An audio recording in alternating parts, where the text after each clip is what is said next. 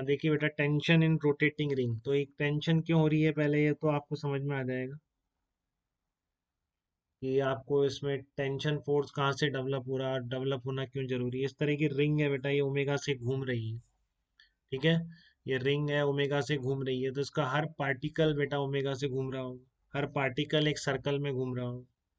समझ रहे हैं? ये जो आपकी रोटेटिंग रिंग है, इसका हर पार्टिकल एक सर्कल में घूम रहा है कि नहीं? हर पार्टिकल सर्कल में घूम रहा है।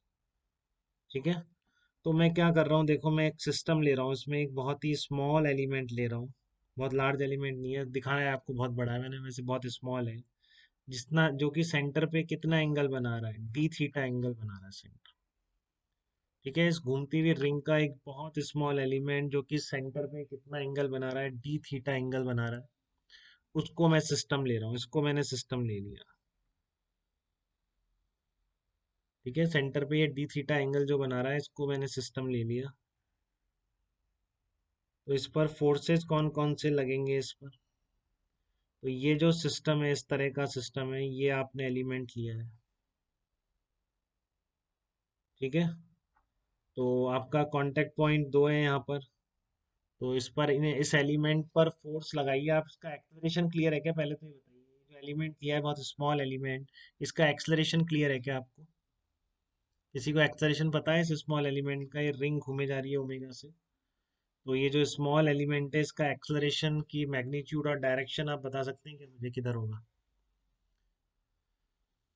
क्योंकि ये एलिमेंट किस में घूम रहा है बेटा, ये स्मॉल एलिमेंट जो सिस्टम लिया है आपने, इसका मास है डीएम, ये आपका किस में घूम रहा है? सर्कल में घूम रहा है ना, तो आपको पता है फिर तो कि टुवर्ड द सेंटर एक एक्सेलरेशन होगा इसका। कितना होगा वो, बताइए।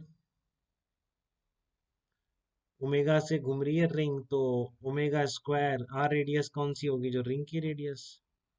ठीक है, ओमेगा स्क्वायर आर, ये इसका एक्सेलरेशन हो गया, x a of d m हो गया। अब इसमें आपको बस फोर्स से रिलेट करना है इस एक्सेलरेशन। तो फोर्स कौन लगाएंगे, देखो सिमेट्री है बेटा, तो ऐसा नहीं हो सकता कि ये पार्ट अलग टेंशन लगाए, ये पार्ट अलग टेंशन लगाए, ये इम्पॉसिबल है। ठीक है ना?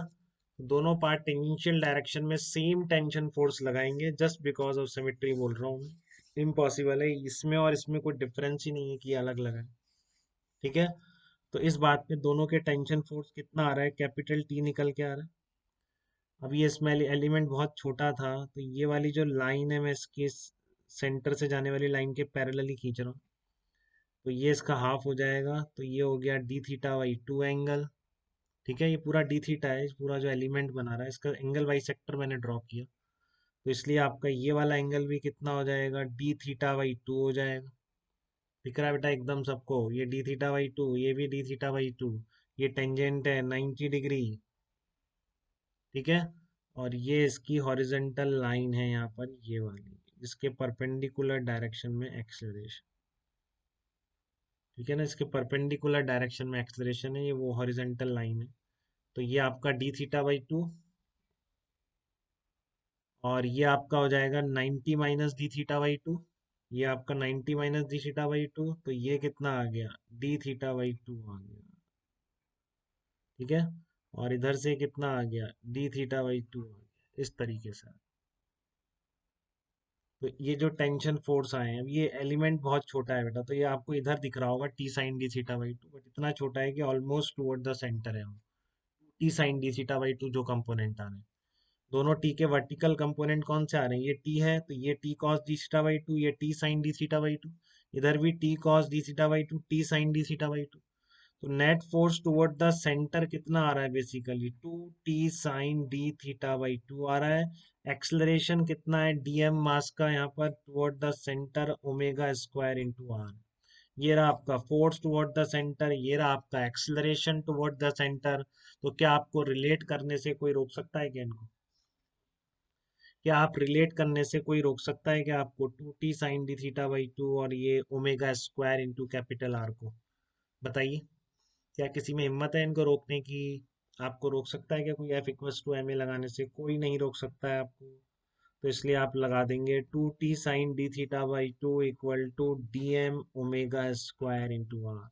ये ध्यान रखिए, एलिमेंट बहुत छोटा है, इसलिए force almost toward the centre है, बहुत छोटे स्मॉल एलिमेंट। अगर ये एलिमेंट बहुत ही फाइन ले रहा हूँ मैं, एकदम स्मॉल, तो ये फोर्सेस किधर आएंगे, दोनों टेंशन से टुवर्ड द सेंटर ही आएंगे। तो यही फोर्स हैं जो उसको रिक्वायर्ड सेंट्रीपिटल फोर्स घूमने के लिए प्रोवाइड कर रहे हैं, टेंशन के यही कंपोनेंट है। क्योंकि D theta was very small, तो आपको पता है, इतना आप समझदार हैं अब, कि limit theta tends to zero, तो साइन थीटा को क्या लिखा जा सकता है, थीटा लिखा जा सकता है। बहुत बार यूज करिए सब। वही चीज मैं यहाँ पे अप्लाई करने जा रहा हूँ, इसको मैंने लिख दिया D theta by to. DM लिखना और सीख लीजिए इसका एक बार, क्या वो महक थी नहीं क्या क्लास में, अरे यार। तो इसका आप डीएम लिखना और सीख लीजिए एक बार।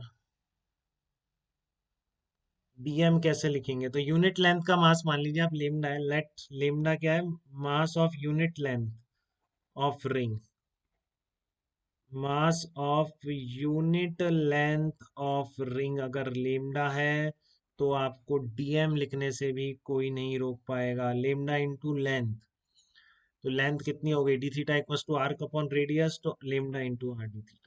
तो डीएम कितना आ गया, lambda into R d theta omega square into capital are.